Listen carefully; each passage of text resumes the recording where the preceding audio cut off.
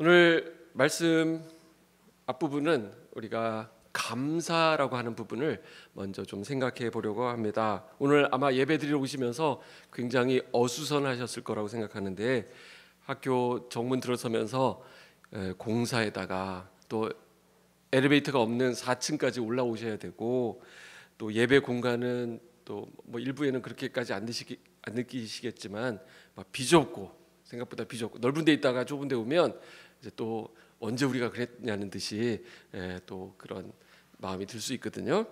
게다가 낯설고 이런 것들이 우리 불평거리가 될 수 있습니다.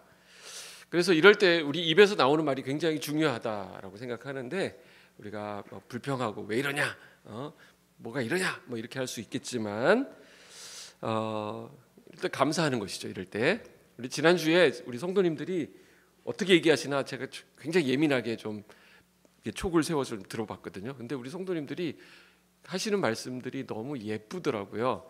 여기 너무 아늑하고 좋은 것 같아요. 여기가 더 나은데요. 더 가깝게 지낼 수 있어서 더 좋은 것 같아요. 막 이렇게 말씀을 해주셔가지고 제가 마음이 굉장히 좋았습니다. 오늘 말씀도 사실 감사에 대해서 이야기하고 있습니다. 오늘 본문 12절에서 14절까지 이 세 절은 감사에 걸려 있는 쭉 이어지는 말씀이라고 볼 수 있습니다.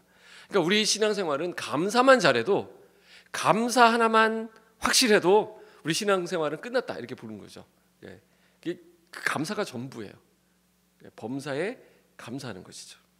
12절 보실까요? 나를 능하게 하신 그리스도 예수 우리 주께 내가 감사함은 나를 충성되이 여겨 내게 직분을 맡기심이니, 그랬습니다. 또 14절에도 감사가 나옵니다. 14절 한번 눈으로 보시면 아마 여러분의 성경에는 감사 안 나오는데요, 그렇게 말씀하실 수 있어요. 자, 그런데 여러분들이 잘 보시면 그 감사와 아주 유사한 단어가 있습니다. 한번 찾아보시기 바라요. 어떤 단어가 감사랑 비슷할 것 같아요? 14절 제가 한번 읽어보겠습니다. 우리 주의 은혜가 그리스도 예수 안에 있는 믿음과 사랑과 함께 넘치도록 풍성하였도다. 감사와 같이 쓸 수 있는 단어가 하나 있는데 어떤 말일까요? 은혜라고 하는 말입니다. 그래서 헬라어로는 감사라는 말과 은혜라는 이 단어가 같은 단어로 되어 있어요. 그래서 이 동일어가 문맥에 따라서 어떨 때는 감사로도 쓰이고 어떨 때는 은혜로도 쓰이는 것이죠. 뭘 말합니까? 감사와 은혜는 서로 밀접한 관련이 있다라는 것이죠. 은혜가 느껴질 때, 은혜가 나한테 차고 충만할 때 뭐가 나오는가요? 감사가 나오는 것이죠. 감사가 나오는 거예요. 감사한 상황 가운데서 감사가 넘칠 때 그 상황은 은혜가 넘치는 상황이 되는 것입니다. 오늘 본문이 감사를 강조하고 있다는 것을 어떻게 알 수 있냐면 12절 첫 단어가 사실 원래는 어떻게 돼 있냐면 감사로 시작해요. 우리말로는 감사가 우리 그 어순상 뒤에가 있지만 원어로 보면 감사가 첫 단어예요. 그러니까 지금 도치되어 있는 것이죠. 감사합니다. 나를 능하게 하신 주님, 나를 충성되이 여겨주시고 또한 나에게 직분도 맡겨주시다니요, 이런 말이에요. 감사합니다가 먼저 나오는 것이죠. 그렇게 읽어야 되는 거예요. 바울은 자기에게 일어난 은혜들을 바라보면서 감사를 지금 고백하고 있는 거예요. 그래서 바울이 발견한 은혜를 보면 오늘 12절에 나와 있는데 세 가지입니다. 첫 번째는 나를 능하게 하심, 두 번째는 충성되이 여기심, 세 번째는 직분을 맡기심. 이 세 가지 은혜가 발견되니까 감사가 바울의 입에서 터져 나오는 것을 보게 되죠. 하나씩 한번 살펴볼까요? 능하게 하심, 이 능하게 하셨다라고 하는 것은 이게 뭘 할 수 있게 하셨다라는 거예요. 할 수 있다, 그러니까 할 수 있게 하신 것이죠. 이걸 잘 설명해 주는 유명한 구절이 있는데 빌립보서 4장 13절 내게 능력 주시는 자 안에서 내가 모든 것을 할 수 있느니라. 여러분들 많이 들어보셨죠? 바울이 거기서 보면 내가 모든 것을 할 수 있다라고 고백하고 있는데, 그 고백을 하는 그 상황은 사실 뭘 할 수 있는 상황이 아니에요. 어디서 지금 그 편지를 썼을까요? 빌립보서는 감옥에서 썼습니다. 감옥. 여러분, 감옥에서 뭘 할 수 있겠어요? 묶여 있는데, 갇혀 있는데 뭘 할 수 있겠어요? 지금 그렇게 고백하고 있는 그 말씀과 그가 처한 상황이 전혀 맞지 않는 것입니다. 뭘 할 수 있다고 하는 건 그래도 적어도 감옥에서 나와서 그런 말을 해야지, 감옥 안에 있으면서 내가 모든 것을 할 수 있다, 이건 되게 어색한 말이잖아요. 그래서 우리는 내게 능력 주시는 자 안에서 내가 모든 것을 할 수 있다라고 하는 그 말씀의 의미를 잘 한번 생각해 봐야 됩니다. 내가 예수를 믿고 나서 뭐를 많이 할 수 있게 되었다. 물론 바울도 그런 말을 합니다. 예수님 안에서 내가 모든 것을 가능하게 되었다. 모든 것이 가능하게 되었다. 할 수 있다라고 말을 합니다. 그렇다면 그 할 수 있다라고 하는 그 고백의 방향성을 우리가 생각해 봐야 된다는 것이죠. 바울이 하고 싶은 얘기는 이것입니다. 그래서 그 빌립보서 4장 13절 앞뒤 구절을 보면 내가 때에 따라서는 궁핍에 처할 줄도 알고 비천에 처할 줄도 알고 부함에 처할 줄도 알고 풍족함에 처할 줄도 알고 여러 가지 상황들 이럴 수도 있고 저럴 수도 있는 상황 가운데서도 나는 할 수 있다라고 말하고 있는 것이죠. 이 말이 갖는 의미는 우리는 자꾸 어디에 더 강조점을 갖습니까? 우리는 풍부에 처할 줄 알고 그렇지 나는 그거 할 수 있지. 풍부함에 하나님이 나를 넣어주신다면 내가 못할 게 뭐 있어. 하나님 그거 주십시오. 이렇게 얘기를 합니다. 근데 바울은 지금 정반대 얘기를 하고 있는 것이죠. 하나님이 나를 비록 궁핍하고 비천한 상황 가운데 두시더라도 나는 하나님이 나에게 맡기신 그 일을 감당할 수 있습니다. 할 수 있습니다. 라고 이야기하는 것이죠. 그래서 내게 능력 주시는 자리에서 나는 모든 것을 할 수 있다라고 말하는 것입니다. 그래서 우리는 그 고백의 원형을 어디서 만나게 됩니까? 바로 겟세마네 동산에서 우리 주님이 하셨던 그 겟세마네 기도를 통해서 우리가 알 수 있죠. 원래 주님이 뭐라고 기도하셨어요? 예수님의 그 겟세마네 기도의 내용은 두 가지로 요약되죠. 할 수 있거든. 이 잔은 죽음의 잔이죠. 이 잔을 내게서 옮겨 주십시오. 이거 너무 감당하기 어렵습니다. 옮겨 주십시오. 우리 주님도 그렇게 기도하셨다고요. 근데 두 번째 기도가 뭐예요? 그러나 아버지의 뜻대로 되기를 내가 원합니다. 아버지의 뜻이면 내가 그 잔을 받아들이겠습니다. 라고 기도했던 것이죠. 그러니까 나를 능하게 하셨다. 능하게 하심이라고 하는 말을 우리가 정리하면 이런 뜻이 됩니다. 내게 맡겨진 사명을 어떤 상황에서든지 감당할 수 있게 해 주십시오. 라는 것을 의미하는 것입니다. 그러니까 이 말은 내게 맡겨진 그 일이 비록 내가 원하지 않는 일일 수 있어요. 내가 원하지 않는 상황에 내가 들어갈 수 있어요. 그러나 하나님, 내가 그거 감당할 수 있도록 능하게 하시는 하나님의 은혜를 내가 기대합니다. 그것을 의지합니다. 라는 말이 되는 것이죠. 여러분, 바울이 선교 여행을 1차, 2차, 3차 이렇게 갔는데 그 여행을 마치고 나서 고백하는 걸 보면 정말 아니 주님을 위해서 복음 전하러 가는데 그럼 하나님이 길을 쭉쭉 열어주시고 막 형통케 하시고 막 이렇게 하실 것 같은데 그 바울이 겪었던 일을 들어보면 40에 한한 가만배를 수도 없이 맞고요. 그 다음에 파선하기도 하고요. 헐벗고 줄이고 강의 위험과 동족의 위험과 막 이런 위험들이 계속 따라다녔다는 것을 바울의 고백을 통해서 우리가 확인하게 되죠. 바울이 이걸 원했을까요? 그렇게 되길 바랬을까요? 아니죠. 그건 그냥 주의 일을 감당하다가 겪은 일들이에요. 그런데 바울은 그것을 잘 감당할 수 있었다라고 말하고 있는 것입니다. 이거를 능하게 하셨다라고 말하는 것이죠. 우리가 예수님을 믿고 예수님을 영접하고 살아가다 보면 어떻습니까? 우리가 기대하지 않았던 내가 원치 않는 어떤 힘든 상황들이 우리 앞에 막 팍팍팍 다가올 때가 있어요. 그때 우리는 이런 질문하죠. 하나님 도대체 계시는 거 맞습니까? 하나님 나와 함께하는 거 맞아요? 라는 질문을 우리가 던집니다. 우리가 그런 질문을 하는 가운데 많은 믿음의 선배들이 했던 그런 경험이기도 한데 우리는 그런 질문을 하면서 우리가 깨달아가는, 터득해가는, 습득해가는 굉장히 중요한 축복이 하나 있습니다. 그것은 우리가 하나님의 절대 주권 앞에 무릎을 꿇게 된다라는 것이죠. 그 연습을 하는 거예요. 그런 고난의 상황, 내가 예기치 않은 일들을 만나게 하시는 가운데 그 가운데서도 그것을 가능하게 하시는, 능하게 하시는 하나님의 주권, 권능을 우리가 경험하고 그분의 앞에 우리가 순복하게 된다라는 것입니다. 결국 나를 능하게 하신다라고 하는 말은 결국 우리가 주님의 주권 앞에 순복해가는 그 태도를 강조하고 있는 거예요. 여러분 우리가 결혼해서 부부 생활을 해보면 어떻습니까? 우리 남편과 아내가 100% 맞아서 살아가는 경우가 있던가요? 100% 맞습니까? 최근에 결혼하신 분들이 한번 말씀해 보실래요? 100% 맞던가요? 서로 이렇게 살아가다 보면 정말 안 맞는 부분이 많아요. 와, 내가 왜 결혼 전에 이걸 몰랐을까? 이걸 체크했어야 되는 건데 그냥 요걸 내가 놓쳤네 그냥. 이런 게 한두 가지가 아닙니다. 그럴 때 우리가 어떻게 합니까? 거기서 우리가 누리는 은혜가 있죠. 은혜라고 할지 모르겠는데 일단 첫 번째, 인간에 대한 절망을 배웁니다. 안 되는구나. 역시 인간은 안 되는구나. 그리고 두 번째, 주님을 향한 소망을 우리가 붙들게 됩니다. 거기서 연단이 이루어지는 것이죠. 환난은 인내를, 인내는 연단은 소망을 이루는 줄 안다. 그러지 않았습니까?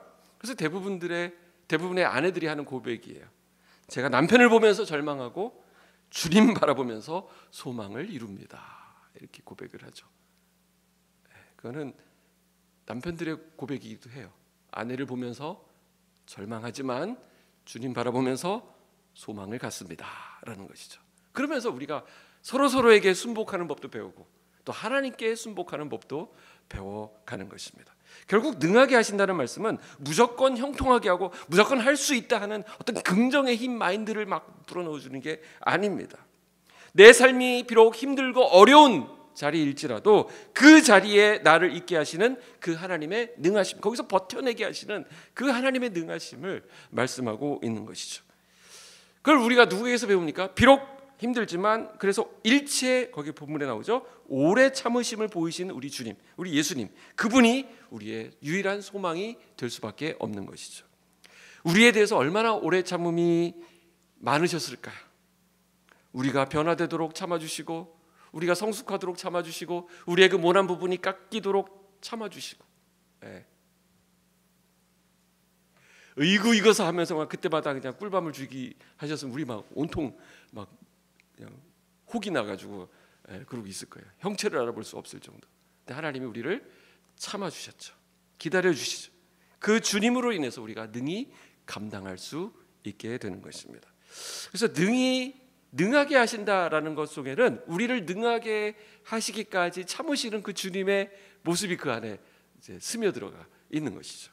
두 번째는 충성되이 여기셨다라고 말하고 있습니다. 충성은 많이 쓰는 말이긴 한데 우리 한국 사회에서는 이게 이제 군대 문화하고 이게 혼용해서 이제 느껴지기 때문에 이거는 뭐 군사 정권의 뭐 잔재다 뭐 그러고 이거는 군대에서는 하는 것이지 뭐 군대 물이 아직 덜 빠져서 그렇다 막 이렇게 얘기하는데 근데 이제 충성은 굉장히 좋은 말입니다. 사실은 충성한다, 충성스럽다라는 말은 굉장히 귀한 것입니다. 그렇게 비하할 말이 아니에요. 성경에서 충성을 어떻게 사용하고 있냐면 이 충성이라는 것을 신실하다라고 이렇게 같은 표현을 사용합니다.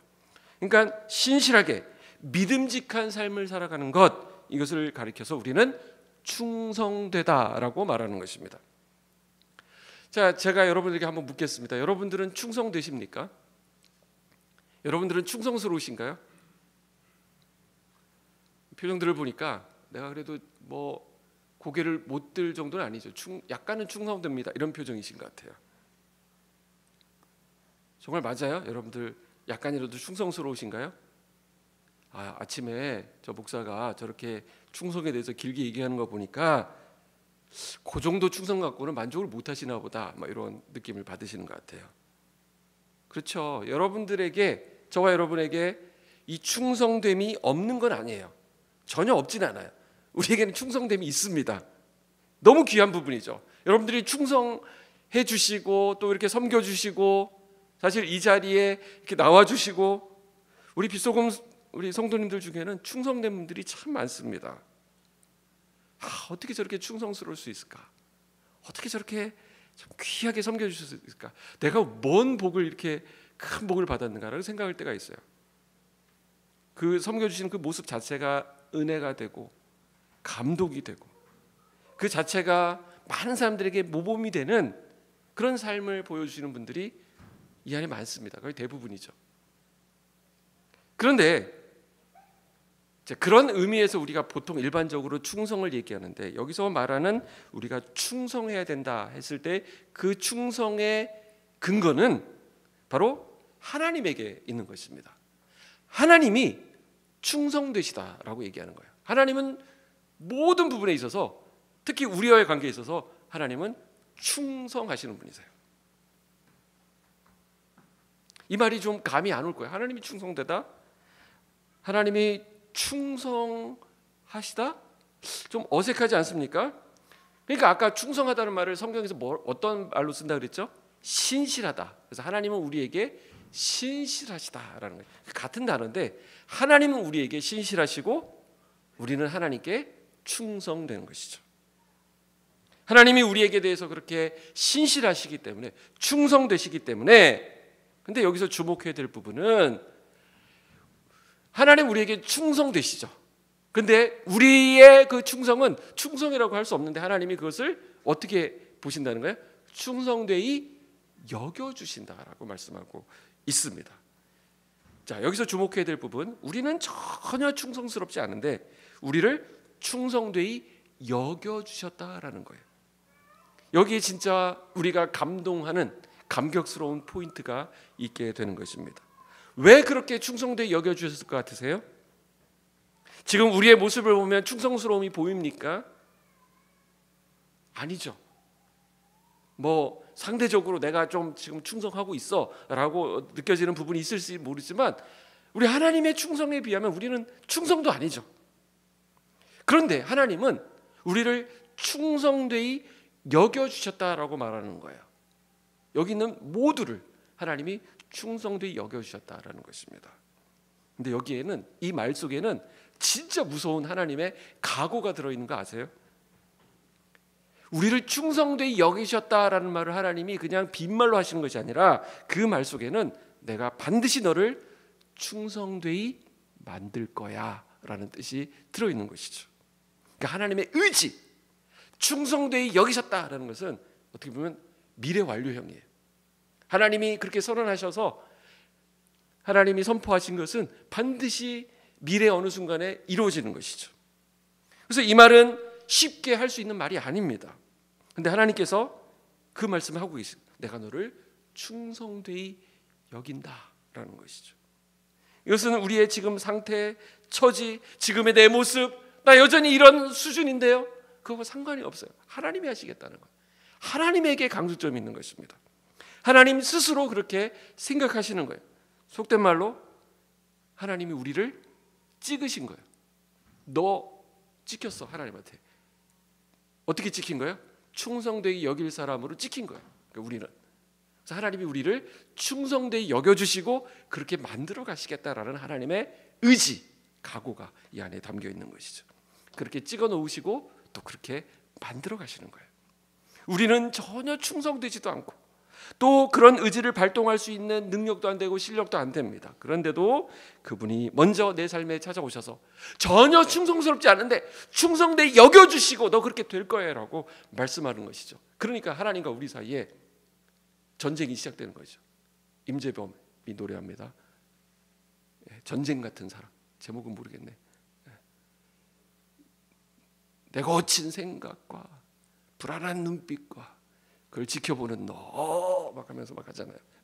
전쟁 같은 사랑. 그 전쟁 같은 사랑이 시작된 거예요. 하나님과 우리 사이에. 우리는 막 안 하겠다 그러는데 하나님 막 우리는 막 뒤로 막 자빠지는데 하나님은 너 충성스러운 거야 하면서 계속 말씀하시고 우리를 끌고 가시는 그 하나님의 그 의지를 여러분들을 이 본문을 통해서 읽게 되는 것입니다. 세 번째로 직분을 맡기셨다라고 말씀하고 있습니다. 이 직분, 그러면 오늘날 우리가 직분을 좀 남발하는 경향도 있지만 또 우리 입장에서도 이 직분을 너무 가볍게 생각하는 경향이 있습니다. 그런데 우리가 교회에서 말하는 여러 가지 직분들을 이야기할 때 이 직분은 겉으로 보기에 우리가 뭐 크다, 작다, 뭐 이런 것들 우리가 그렇게 생각할 수 있지만 성경의 가치는 모든 직분은 하나님 맡겨주신 것이고 그 직분 하나는 다 소중한 것입니다. 그래서 목사의 직이나 집사의 직이나 하나님이 보실 때는 똑같은 거예요. 목사라고 해서 하나님께서 막 더 막 뭐 이렇게 챙겨 보시고 그런 게 보시고 막 집사라고 해서 집사는 뭐 고고 뭐 안내나 해. 예. 무슨 봉사나 좀 하고 그리고 집에 가. 이런 게 아니에요. 하나님이 그 직분을 맡겨 주실 때는 그 직분이 잘 수행되고 있는지를 하나님은 다 챙겨 보신다는 것이죠. 이게 직분을 바라보시는 하나님의 자세예요. 하나님의 시선이에요. 그래서 고린도전서 4장 2절에 맡은 자들에게 구할 것은 뭐라 그랬을까요? 충성이니라라고 말하고 있는 것이죠. 여러분 한번 생각해 보세요. 직분은 내가 받아내는 거예요, 아니면 맡은 거예요? 여기 보니까 직분은 하나님이 맡기신 것이다라고 말하고 있습니다. 그래서 맡은 자들에게 구할 것은 충성이 되는 것이죠. 우리가 받는 직분은 주님이 맡겨 주셨기 때문에 우리가 받은 것이지, 내가 맡겠다고 해서 막 하나님 앞에서 막 받아내는 게 아니에요. 교회다 막 얘기해가지고 직분 주세요, 나 장로 되게 해주세요, 이렇게 해서 받는 게 아니에요. 하나님이 맡겨주시는 것입니다. 하나님이 우리로 하여금 직분으로 부르시고 헌신하도록 하시고 봉사하게 하시는 것은, 사실 여러분들 이렇게 생각하셔요. 뭔가 이제 교회 되게 뭐 목사님이 좀 일을 시키려나 보다, 이렇게 생각하시면 안 되고, 하나님 나라의 큰 프로젝트에 우리를 참여시키는 거예요. 여러분들 뭐 나사나 이렇게 우주선 띄우고 이런 프로젝트에 여러분이 참여한다고 생각해 보세요. 그리고 여러분들이 너무 필요해가지고 그 담당자가 와서 당신이 필요합니다, 내 마음속 영순입니다, 그러면서 탁 뽑아갈 때, 스카웃 될 때 그 느낌이 어떻겠어요? 그런 거라는 것이죠. 주님이 우리에게 직분을 맡기실 때 주님 뭐라고 그러는지 아세요? 나 이번 일 너랑 꼭 좀 같이 하고 싶다, 그 말씀하시는 것이죠. 그때 우리가 묻죠. 아니 주님의 계획 속에 저 같은 것이 들어있나요? 그럼 나는 이 일을 위해서 너를 예전부터 생각하고 있었고, 너는 내 마음속 영순이야, 네가 꼭 필요해 라고 말씀하는 것이죠.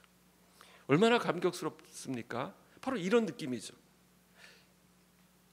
그냥 집에서 살림이나 하고 애들 뒷바라지하고 애들하고 막 씨름하고 막 이런 것들은 뭘까요? 이것도 하나님이 나에게 맡겨주신 직분으로 우리가 생각해야 된다는 거예요. 내가 하는 그 일이 하나님이 나에게 맡겨주신 일이고, 내가 감당하지 않으면 안 되는 일로 하나님이 맡겨주신 일로 받아들이는 순간, 그 일을 바라보는 내 삶의 태도와 가치가 확 달라지게 되는 것이죠.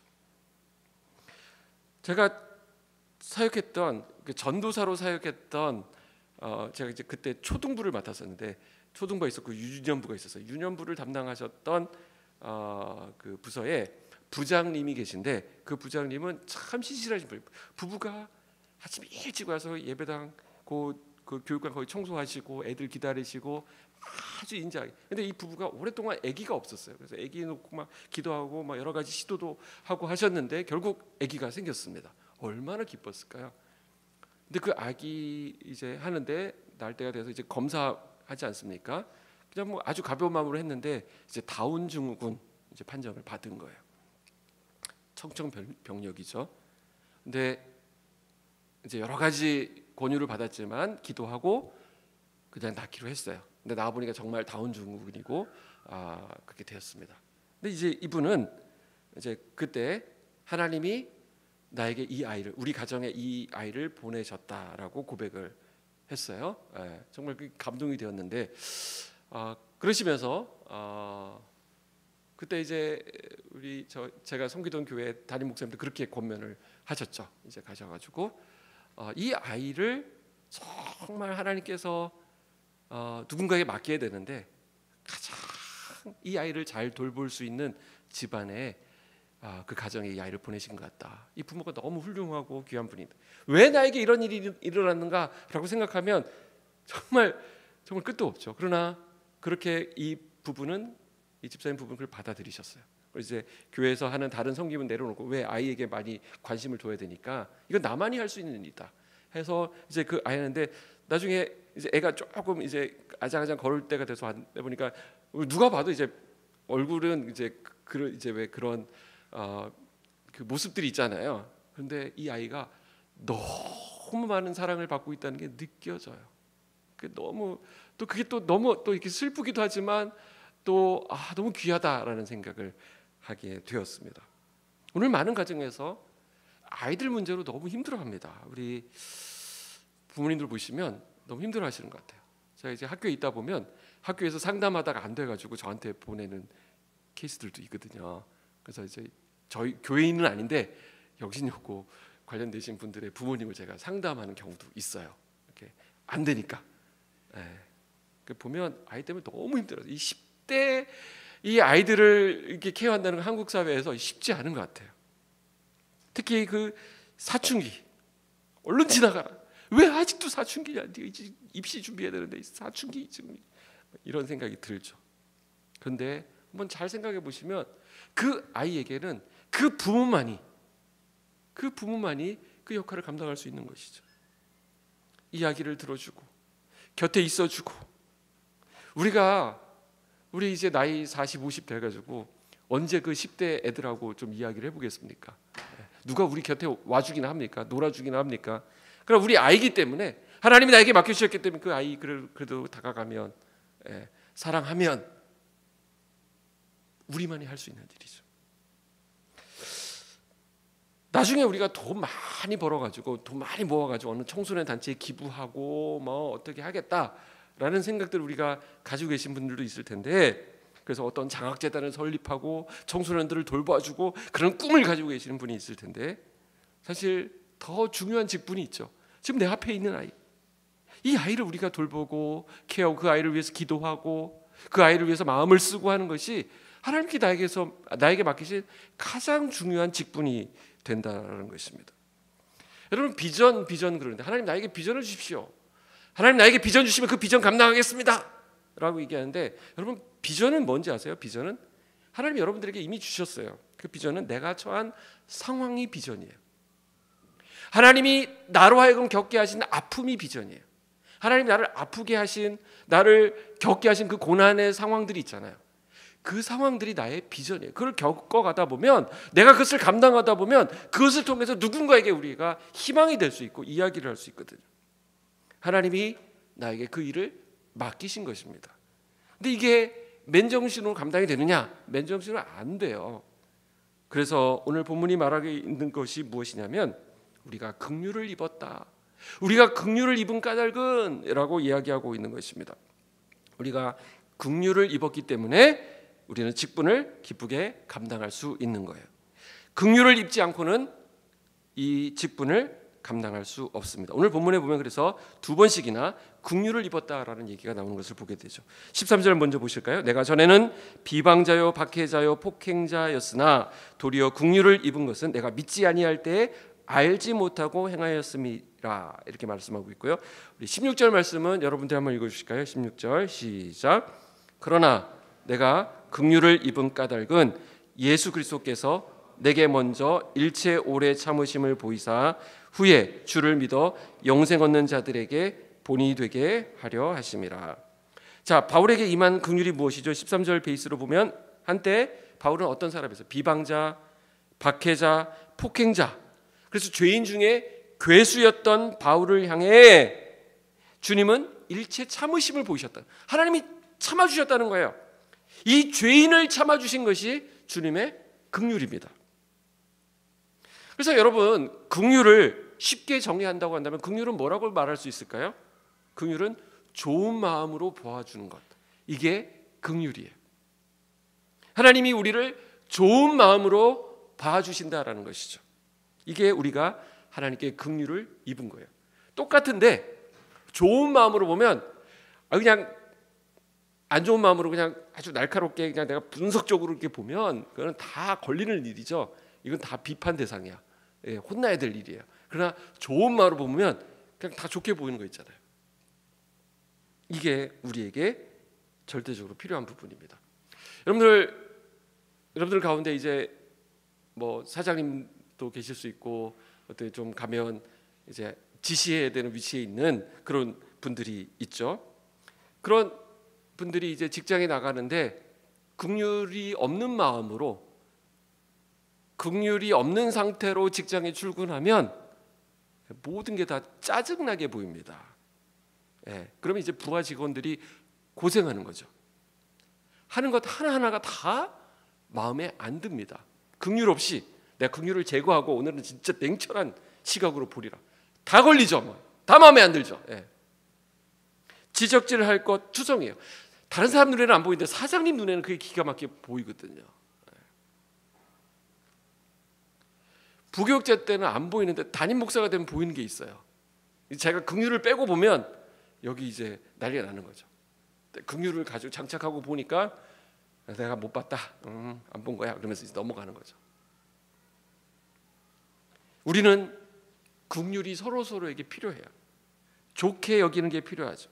하나님은 우리를 좋게 여겨주셔서 좋게 봐주셔서 우리 가운데 잘못한 게 막 99개가 있고 잘하는 거 한 가지가 있는데 하나님은 그 잘하는 거 한 가지를 막 찾아내셔가지고 이거 봐라 그냥 우리 누군가가 이거를 했다 그러면서 막 동네방네 자랑하고 다니시는 우리 주님의 모습을 여러분 한번 상상해 보시기 바랍니다. 주님이 우리를 그렇게 좋게 봐주시는 거예요. 안 좋은 거 막 지적질하고 다니시는 것이 아니라 잘한 거 그거 하나 그냥 어떻게 찾아내셔가지고 그냥 옆에서 봤을 때 말도 야 저거 가지고 뭐 그거 누구나 다 하는 우리 애가 이렇게 했다고 그러면서 막 그냥 자랑하고 다니시는 거 있잖아요. 근데 여기 더 중요한 내용이 있습니다. 왜 주님은 바울로 하여금 그런 긍휼을 입도록 하셨는가? 16절 말씀이 오늘 말씀이 결론이 되겠는데 16절 다시 보세요. 뭐라고 말씀하시죠? 긍휼을 입은 까닭은 맨 끝에 뭐가 되게 하려 하심이라? 본이 되게 하려 하심이라 이렇게 얘기하고 있습니다. 이제 바울은 자신이 긍휼을 얻은 까닭을 이제 본격적으로 얘기하고 있는 거예요. 오늘 본문의 요지를 보면 하나님으로부터 소명을 받아서 그 소명을 충성되이 여기신다라고 생각하는 그걸 충성되이 보아주시는 그 하나님의 은혜가 임했는데 그 소명을 받은 우리가 해야 될 것이 무엇이냐라고 말하고 있는데 그 결론은 우리가 본이 되어야 된다라고 말씀하고 있는 거예요. 자, 긍휼을 입은 이유, 하나님이 그 긍휼하심을 우리에게 보여주신 이유는 뭐라고요? 본이 되게 하려는 것이다라는 것입니다. 사랑하는 여러분, 저와 여러분은 그 누군가에게 본이 되고 있습니까? 본이 되고 있나요, 여러분들? 야, 저 사람 좀 본받았으면 좋겠다 이런 소리를 듣고 계십니까? 되게 부담스러운 말이죠. 좀 다른 질문인데 이렇게 한번 질문해 보겠습니다. 여러분들은 내가 누군가에게 본이 되는 것을 소망하고 계십니까? 참 내 모습을 통해서 누군가 나를 좀 본받게 만들어야지 라는 것을 소망하고 계십니까? 에이, 남에게 폐나 안 끼치면 다행이지. 네, 이 정도 하고 넘어갑시다. 이러면 이런 열망조차 여러분들에게 없다고 한다면 여러분들 점검해 보셔야 돼요. 우리 시대가 그렇죠. 이 시대의 특징은 포스트 모더니즘, 절대적인 가치가 사라지고 있는 시대입니다. 그러니까 누구를 본삼는다라는 말을 쉽게 하지 못해요. 내가 하고 싶은 대로 하면 살면 되지 뭐. 요즘에 본받는다, 이 본이라고 하는 말은 자꾸 사라져가고 이제 롤 모델, 그냥 내가 슬쩍 이렇게 보고 저 정도 내가 따라가면 되겠다, 이 정도 생각하는 그런 분위기가 팽배해 있다라는 것이죠. 이 시대는 점점 본이 사라져가고 있습니다. 따라서 내가 누구를 본 삼는 거에도 익숙하지 않고 누구에게 본이 되려고 노력하는 것에서도 우리가 좀 마음이 없는 것이 사실입니다. 그런데 성경은 오늘 뭐라고 말하고 있냐면 너희는 누군가에게 본이 되어야 된다라고 말씀하고 있는 것입니다. 저는 이 말씀이 오늘 우리에게 도전이 되고 이 말씀 따라 우리도 본이 되는 은혜가 있기를 축복하는데요. 우리가 이 말씀 그대로 받아들인다고 한다면, 왜냐하면 하나님께서 긍휼을 우리에게 주신 까닭은 너희가 본이 되게 하려 합니다 라고 말씀하고 있기 때문이에요. 다시 한번 정리하면 세상 모든 사람들에게 내가 어떤 면에 있어서 뛰어나고 탁월하기 때문에 그 탁월함으로 본이 되는 것이 아니라 여기서는 16절에 보면 주를 믿어 영생을 얻는 자들에게 본이 되게 하려 함이라. 이 말은 무슨 말이냐? 믿는 자들에게 본이 되라는 거예요. 우리는 믿는 자들에게, 우리 신앙 공동체 안에서 서로가 서로에게 본이 되어야 된다라고 말씀하고 있는 것입니다. 자, 세상에서 말하는 본은 뭐죠? 내가 되고 싶은 것을 그대로 따라하는 것을 이제 본받는다라고 얘기를 하죠. 그러니까 우리 가운데 누가 축구 선수가 되겠다, 축구를 좀 좋아해서 축구 선수가 되겠다고 하면 그 본은 누가 되게 될까요? 축구 잘하는 선수가 되겠죠. 메시나 뭐 호날두나 뭐 손흥민이나 뭐 이런 선수가 되겠죠. 또 피겨 스케이팅에 관심이 있어서 나도 저렇게 좀 우아하게 좀 빙판 위에서 이렇게 연기를 하고 싶다 그러면 누구를 본삼으면 될까요? 우리나라에 있죠. 뭐 김연아 선수. 그러나 이제 그런 친구들을 본삼고 따라가려면 이게 좀 타고나야 되는 부분이 있거든요. 그냥 본삼고 나도 저렇게 해야지 한다고 해서 되는 게 아니에요. 얼마나 그 자신을 잘 관리하고 또 훈련하고 막 오래 전부터 준비하고 막 이런지 몰라요. 이 노래하는 것도 그렇다고 합니다.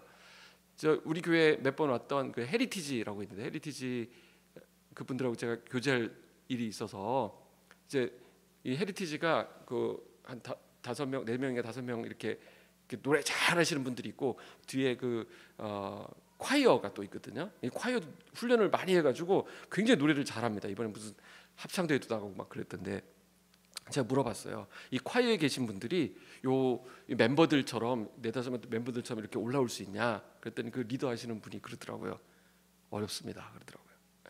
그 보이지 않는 그 차이가 굉장히 크다는 거예요. 그래서 이쪽에서 이쪽으로 넘어오기가, 이 프로의 세계로 넘어오기는 정말 어렵다고. 이건 타고나야 되는 부분이 정말, 이걸 뭐 그분들에게 말하기 좀 미안하지만 그 타고나야 되는 부분이 있다라고 얘기합니다.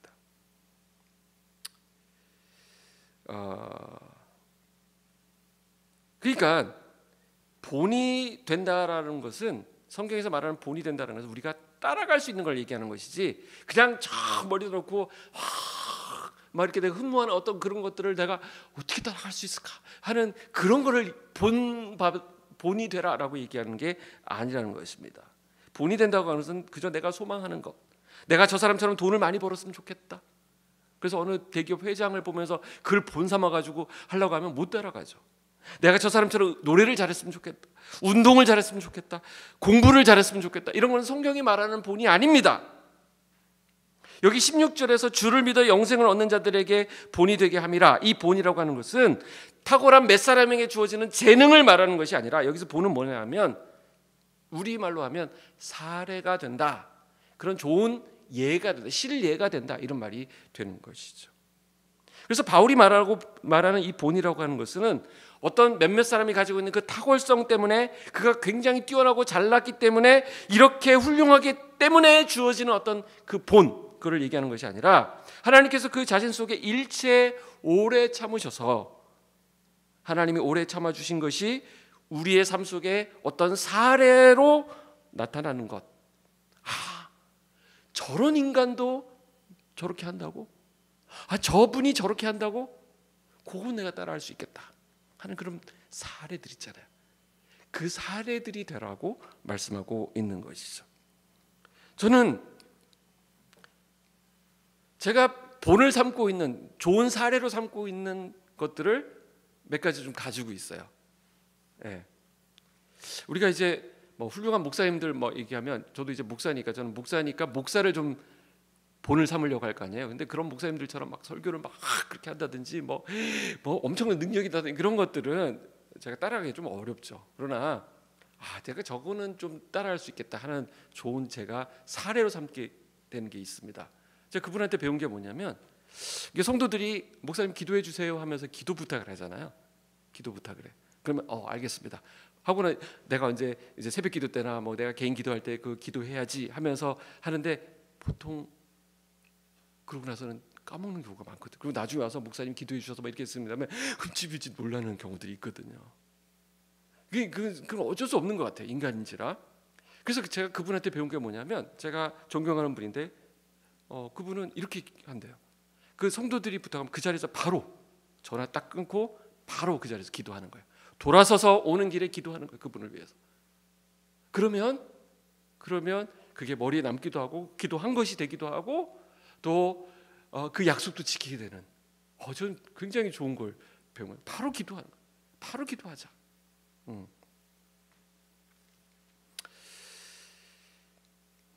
제가 또 배운 게 하나 있는데, 이 구제를 할 때 내가 돈이 생기면 구제해야지, 하나님이 뭘 주시면 구제해야지, 이러다 보면 평생 구제를 못 하는 거예요. 그래서 구제 통장을 따로 만든다는 거예요. 구제 통장을. 그래서 무슨 잔돈이 생긴다든지 하면 거기다 집어넣는 거예요. 예, 집어넣고 뭐 이렇게 뭐 좀 요거는 좀 여유가 생겼다면 거기다 집어넣고 이렇게 하는 거죠. 그러면 이제 그거를 이렇게 있다가 어느 정도 쌓이면 그때 이제 그거를 사용하는 거죠. 그래서 저희 형제들이 이 구제 통장이 있는데 거기다 이제 집어넣습니다. 집어넣고 제 형제들이죠. 밑에 동생들이 있는데 우리 가족들이 들어가는 이제 통장이 있어요. 그래서 통장을 통해서 이제 돈이 어느 정도 모이면 그걸 통해서 어디 보내기도 하고 또 어떤 뭐 지정금으로 보내기도 하고 이렇게 하고 있습니다. 이거 좋은 것 같아요. 이제 누군가 그 구제 통장을 만든다는 얘기를 듣고 제가 생각해낸 부분인데 우리 가족은 좀 다른 의미로 그걸 사용하고 있는 것이죠. 그리고 또 제가 우리 성도들 가운데 어떤 분인데 그분은 성도님이지만 제가 참 귀하게 생각하고 제가 배우고 있는 부분이 있어요. 그게 저에게 좋은 사례가 되는 거죠. 그분은 어떤 분이냐? 카톡을 주고받으면 항상 그분이 마무리를 하세요. 그래서 이제 안녕히 계세요 그러면 네, 목사님도 안녕히 계세요. 좋은 밤 되시고. 그래서 내가 그 다음에 또 보내면 또 보내요. 그래서 제가 오늘은 문 닫고 들어가겠습니다 해도 뭐라도 또 보내시는 거예요. 그래서 제가 이제 아이디어를 낸 게 뭐냐면 그 이모티콘 이거라든지 아니면 뭐 하트라든지 이거라도 해서 이렇게 마무리를 하고 이렇게 나오는데 그러면 뒤에 또 달려요. 저건 내가 배워야 되겠다. 저건 정말 예의 있는 거다라는 생각을 합니다. 그래서 저는 제가 들어가 있는 카톡방에서 뭔가 이렇게 공지사항이 있다거나 뭐 하면 가급적이면 요거라도 이렇게 남기려고 이렇게 노력을 하는 거죠. 이거는 또 제가 믿지 않는 분을 통해서도 배운 건데 우리 아파트에서 있었던 일이죠. 제가 칼럼에도 한번 썼었는데 막 인테리어 공사한다 그러면 뭐 그냥 그 업체에서 무슨 인테리어 그러면서 며칠부터 며칠까지 시끄럽겠습니다 하면서 막 탁 붙이고 그걸 땡이잖아요. 그러면서 사인 받고 다니고 끝이고. 근데 어떤 분은 미리 갖다 메모와 함께 여기 어르신들 계시고 수험생도 있는데 좀 시끄럽게 해드려서 죄송합니다. 그러면서 뭐 이렇게 뭐 선물을 이렇게 집집마다 이렇게 하나씩 놓고 그걸 메모하고 같이 나왔어요. 그게 굉장히 감동이 되더라고요. 야, 안 믿는 사람도 이렇게 하는구나. 그래서 제가 이걸 누구한테 얘기했더니 그래서 정말 실천을 하셨더라고요. 이런 사례들이 여러분들 우리 성도들을 서로를 보면 저분에게 저 부분을 내가 저 사람처럼 되는 건 어렵지만 그 사람이 보여주는 믿음의 본, 믿음의 사례, 선한 행동들은 내가 좀 담고 싶다라는 그런 우리가 누군가를 통해서 본을 받기도 하지만 누군가에게 좋은 사례가 될 수 있어야 된다라는 것이죠. 나도 저 모습은 담고 싶다. 그건 얼마든지 내가 따라할 수 있겠다라고 하는 것들을 찾아내시는 은혜가 있기를 바랍니다. 그러니까 바꿔 말하면 우리의 변화된 모습, 우리의 결단한 그 모습이 본이 되고 사례가 되는 것이죠. 사도 바울과 우리가 공통점이 있다고 생각해요. 사도 바울 한때 대단했었죠. 그 열심이 최고였어요. 그 누구도 따라올 수 없는 그 열심으로 교회를 박해하던 자였습니다. 핍박자, 폭행자, 박해자로 전락했던 그가, 그래서 긍휼을 얻을 수 없는 자리까지 왔던 그가 어떻게 되었어요? 하나님이 그를 어떻게 했습니까? 충성되이 여겨주셔서, 전에도 물론 충성하긴 했습니다. 그러나 그 충성은 자기 중심성의 잘못된 충성이었습니다. 그러나 하나님이 그를 하나님 측면에서 충성되이 여겨주셔서 그가 긍휼을 입게 하셨습니다. 그래서 바울의 그 모습이 그랬던 네가 이렇게 됐다고 한다면 이것은 좋은 본이 되고 사례가 될 것이다 라고 말씀하는 것이죠. 그 사도 바울에게 우리 주님이 하시는 말씀이 뭐냐면 그렇게 긍휼을 입은 까닭은 네가 이제 누군가의 본이 되어야 된다, 좋은 사례가 되어야 된다라고 말씀하고 있는 것입니다. 저는 우리 빛소금 광역교회가 한국교회의 좋은 사례가 되어야 될 줄로 믿습니다. 또한 우리 한 사람 한 사람의 삶이 서로 그리스도를 따라가는 일에 사례가 되어주고 서로 변한 모습을 보여주는 그런 본이 되기를 주님의 이름으로 축복합니다. 본이 되고 사례가 되고 그런 본들로 넘쳐나는 우리 빛소금 공동체가 되기를 주님의 이름으로 소망해 봅니다. 기도하겠습니다. 하나님 아버지 감사합니다. 귀한 말씀 주셔서 감사합니다. 말씀 그대로 우리가 긍휼을 입었사오니 서로가 서로에게 또 한국교회 이 사회의 본이 되고 좋은 사례가 되는 우리 긍휼을 입은 정말 긍휼을 아는 우리 하나님의 백성들 되도록 인도하여 주시옵소서. 예수님의 이름으로 기도하옵나이다. 아멘.